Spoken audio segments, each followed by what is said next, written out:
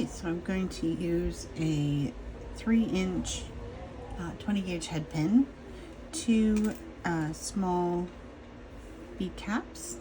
These I made out of silver clay, but you could use any that you like.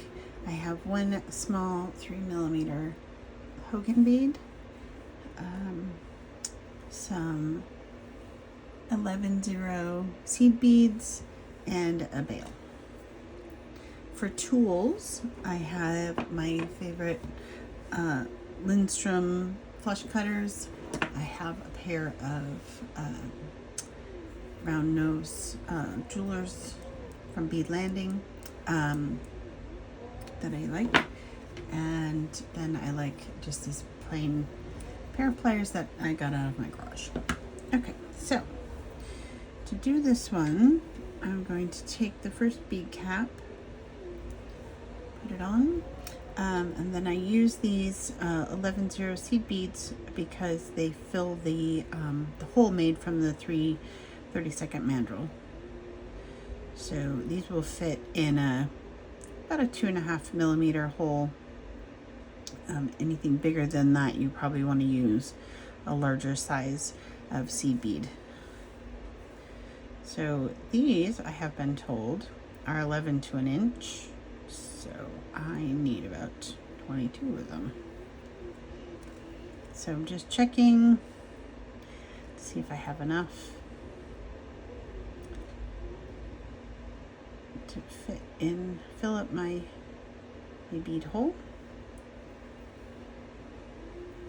Get close. Okay. So the reason I use the seed beads is, see, this hole is a lot bigger than my wire and it'll wiggle around a lot without them. But with the seed beads on, it has more of a snug fit. It won't wiggle around as much. My second bead cap, and then I like to put a Hogan bead on the top or a round bead, something that will kind of match the bottom, the look of the bottom. So there's my bead on the wire, and you could do something similar to this with just regular wire and put a loop on the bottom and just dangle some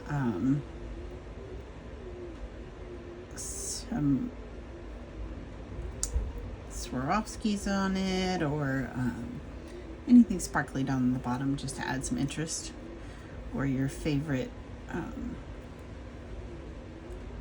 anything you like. Okay, so I use the very end of my round nose pliers to bend it over, and then I bring them up this way, and I'm going to wrap my wire around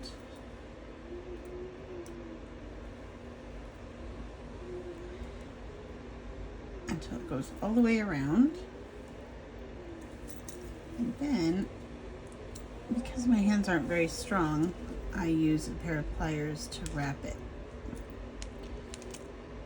And I like wrapping mine around 3 times. You might like yours to go around twice. And then I'm just going to use the pliers to kind of push it in there, nice and snug.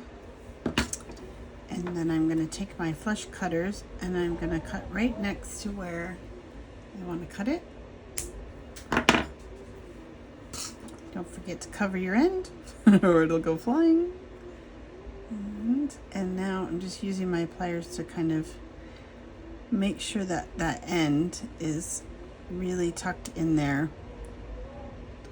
You don't want any scratchy ends sticking out. Okay. And then this is just, it's a little bail that makes it a little fancier and also gives a little bit more room to put different types of chains or leather cords or whatever whatever the person wearing the piece wants to use. And it has a small loop end, and I take my round nose pliers and kind of get it almost closed, and then just put the bead on there And with my pliers, I'm just going to close it the rest of the way. And there, you are ready with a pendant, and you can put your favorite chain on it.